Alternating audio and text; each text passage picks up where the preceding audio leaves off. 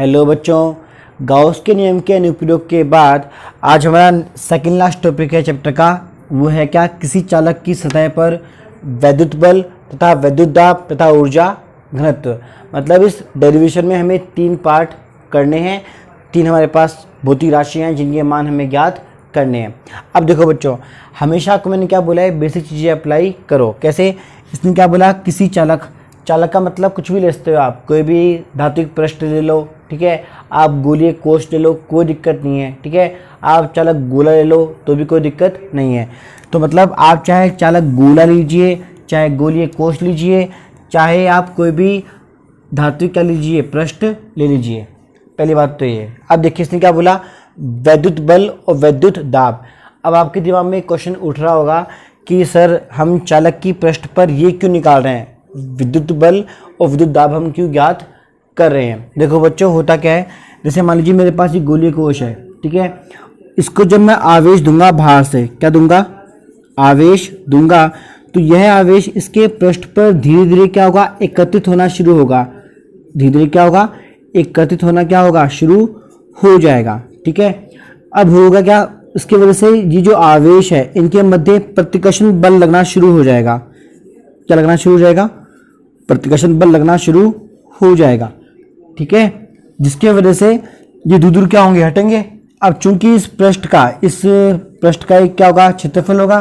तो आपको पता है दाब के संगत बल के संगत एक दाब क्या होता है, उत्पन्न होता है। क्योंकि हम क्या बोलते हैं, एकांक पृष्ठ पर लगने वाले क्षेत्रफल को हम क्या बोलते हैं, दाब बोलते हैं। तो चूंकि इस पृष्ठ का एक क्षेत्रफल है और यहाँ बल कार्य कर रहा है, तो इस बल के संगत क्या उत्पन्न होगा, दाब उत्पन्न होगा, जिसको हम क्या बोलते हैं, वैद्युत दाब बोलते हैं। तो हमें इन दोनों के ही व्यंजक क्या करने हैं, ज्ञात करने हैं। क्या करने हैं, व्यंजक ज्ञात करने हैं। इसके लिए बहुत ही आपको सरल सा आपको मैं बता रहा हूँ मेथड, ध्यान देना। जैसे मान लीजिए मेरे पास एक चालक पृष्ठ है, ये मेरे पास क्या है, कोई भी चालक सतह है, या कोई भी मान लीजिए का चालक मेरे पास क्या है, टुकड़ा है किसका, मेटल का पीस है मेरे पास एक, ठीक है। अब इसको मैंने आवेश दिया, क्या दिया, आवेश, जो इसके पृष्ठ पे क्या हो गया, विद्यमान हो गया। क्या हो गया, विद्यमान हो गया। तो देखो इस चालक पृष्ठ के लिए मैं 2 प्रकार के विद्युत क्षेत्र की तीव्रताएं क्या कर सकता हूँ, ले सकता हूँ। एक तो जो इसका पृष्ठ है, जो इसका क्या है, पृष्ठ है, जो इसकी सरफेस है, यहाँ जो विद्युत क्षेत्र की तीव्रता उत्पन्न होगी ये हम ज्ञात कर चुके हैं। किसके लिए, गाउस के नियम से हम क्या निकाल चुके हैं, सिग्मा अपॉन में एप्सिलॉन नॉट निकाल चुके हैं।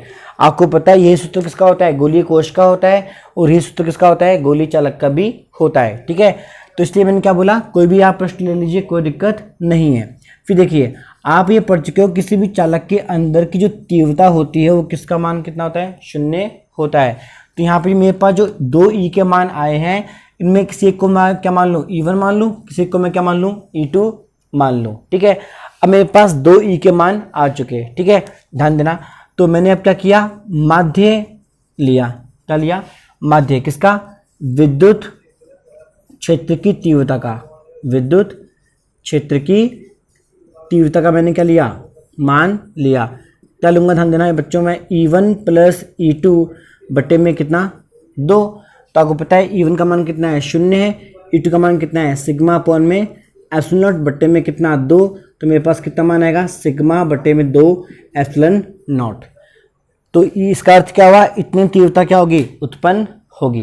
पहली बात तो ये कब होगी उत्पन्न, हम जब इसको आवेश देंगे, ठीक है, और आवेश पृष्ठ पे विद्यमान हो जाएगा। अब देखिए, अब बात करते हैं बल की, किसकी, विद्युत बल की। तो आपको पता है विद्युत क्षेत्र की परिभाषा से हम जानते हैं कि E बराबर कितना होता है, बल बटे आवेश। ये हम पहले पढ़ चुके।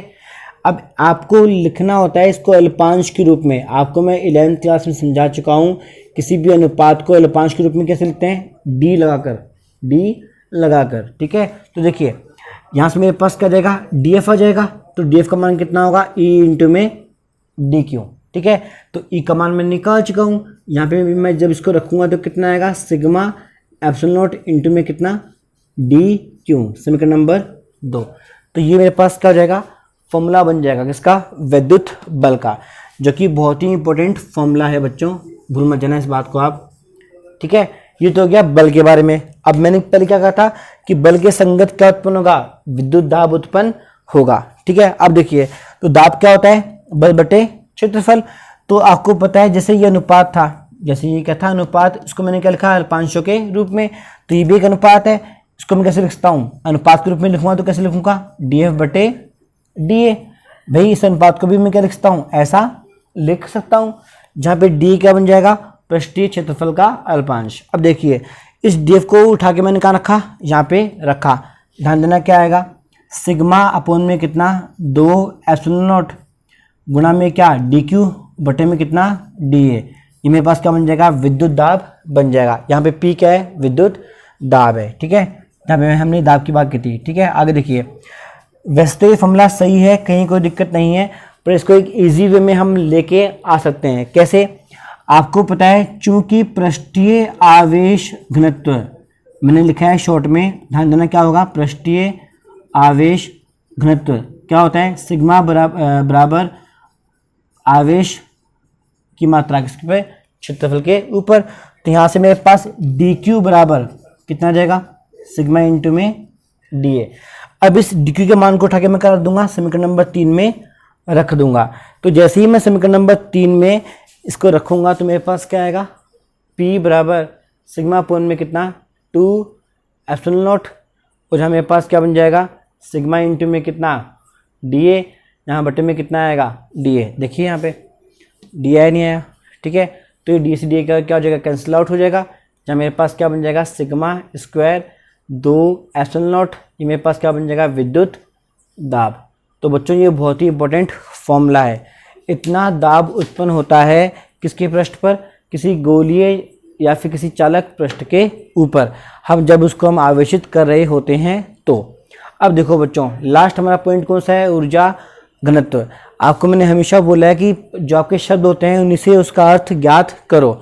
जैसे यहाँ पे क्या लिखा हुआ है, घनत्व लिखा हुआ है, तो घनत्व में होता क्या है, ऊपर आमतौर पे द्रव्यमान आता है, नीचे आमतौर पे क्या आता है, आयतन आता है। पर यहाँ हम द्रव्यमान की बात नहीं कर रहे, यहाँ हम किसकी बात कर रहे हैं, ऊर्जा की बात कर रहे हैं। तो सिंपल सी बात है, ध्यान दीजिए कि जब मैं सी पार्ट को लिखूंगा तो मैं क्या लिखूंगा, ध्यान देना बच्चों, ऊर्जा घनत्व।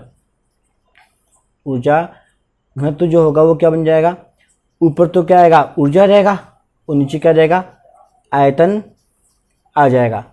मतलब प्रति एकांक आयतन में निहित ऊर्जा को हम क्या बोलते हैं, ऊर्जा घनत्व बोलते हैं। ठीक है, पहली बात तो ये। अब देखिए ऊर्जा घनत्व का संकेत आपको थोड़ा रटना पड़ेगा। संकेत क्या होता है, छोटा यू या फिर बड़ा वाला यू, और नीचे हम क्या लिखते हैं, स्मॉल वी। ये संकेत है किसका, ऊर्जा घनत्व का। ऊर्जा का मतलब क्या होता है आमतौर पे, W कार्य। ठीक है, आयतन का अर्थ क्या होता है, बड़ा वाला V। अगेन देखो ये भी अनुपात है, ये भी अनुपात है और ये भी अनुपात है, तो अनुपातों को हम क्या लिखते हैं, अल्पांश के रूप में लिखते हैं। तो यहाँ पे हम क्या लिख देंगे, DW बटे में कितना DV लिख देंगे। ठीक है, अब देखिए 11th क्लास में आप थोड़ा जाओ फ्लैशबैक में, आपको मैंने पढ़ाया था कार्नोट चक्र। क्या पढ़ाया था, कार्नोट चक्र। उसमें हम ये पढ़ चुके हैं कि कार्य जो होता है वो क्या होता है, दाब गुणा आयतन। तो दाब क्या बन जाएगा, कार्य बटे आयतन। तो देखिए ये अनुपात हुआ नहीं हुआ, ये भी अनुपात है। ठीक है, इसका अर्थ क्या है, ये किसके बराबर हो जाएगा, दाब के बराबर हो जाएगा। इसका अर्थ क्या है, जो दाब का फॉर्मूला है, चाहे ये लो चाहे ये लो, ठीक है, कोई भी फॉर्मूला ले लो, वही क्या है, ऊर्जा घनत्व का एक क्या होता है, फॉर्मूला होता है। तो हमेशा आप ध्यान रखना, ऊर्जा घनत्व हमेशा विद्युत दाब के क्या होता है, बराबर होता है, जिसका सूत्र क्या होता है, सिग्मा स्क्वायर बटे में 2 एप्सिलॉन नॉट।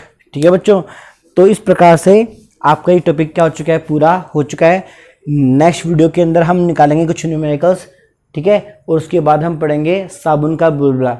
साबुन का बुलबुला जो कि साम्यावस्था में होता है, मतलब साम्यावस्था में कोई बुलबुला अगर होगा तो उस पर कितना विद्युत दाब कार्य करेगा। ठीक है, तो वो हम पढ़ेंगे प्रश्न तनाव के रूप में। तो मिलते हैं नेक्स्ट वीडियो में। ठीक है, आपको अगर ये वीडियो अच्छा लगे तो लाइक और सब्सक्राइब करना नहीं भूलें। ठीक है।